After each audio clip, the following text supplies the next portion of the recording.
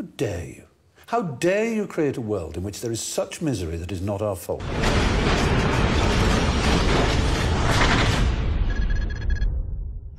Hello, my name is John Fontaine and I just want to speak about a recent video that is going viral on YouTube. I'm actually a Muslim and I want to speak about the Muslim perspective of what actual Stephen Fry had to say about atheism.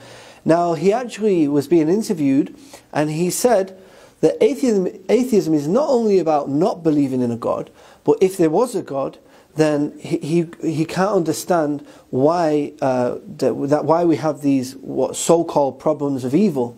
So he's actually questioning that why does God allow certain things to happen, and this is a big problem which he has. So we can clearly see that his atheism is actually led on this problem of evil. Now, from the Islamic perspective, this is a very simple answer. God tells us in the Quran that this life is simply a test, and that He will test us with good and bad. Okay, so things that we perceive to be good and things that we perceive to be bad are both equally a test from God, because Allah wants to see, God wants to see who is the best among us, because this life is a test. Now, Allah also tells us in the Quran, God tells us in the Quran that it may be that we might like a thing that is bad. We might like a thing that is bad for us, and we may hate a thing that is good for us. Okay, and we can see this. There's a big wisdom in this. We know this in society. We see it in society today. We see alcohol. Society likes it.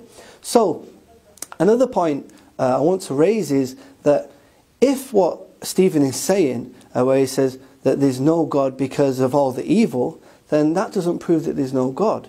So under atheism, we can't actually say that something is objectively evil. And what I mean by this is that under atheism, we can see that morality changes. So what was acceptable in society 100 years ago and not acceptable is different to what is acceptable in society today. So this is something that you can't claim as an atheist, that something is absolutely right or wrong. It's very clear that you have to have a creator, you have to have a God to actually have these claims, such as that murder is wrong, you know, and other things. So, to everyone, I just ask you, don't fall for this atheist narrative, these flimsy arguments that they bring against God, you know, to try to just justify not acknowledging God or not worshipping God. And I advise everyone, please, go and read the Quran.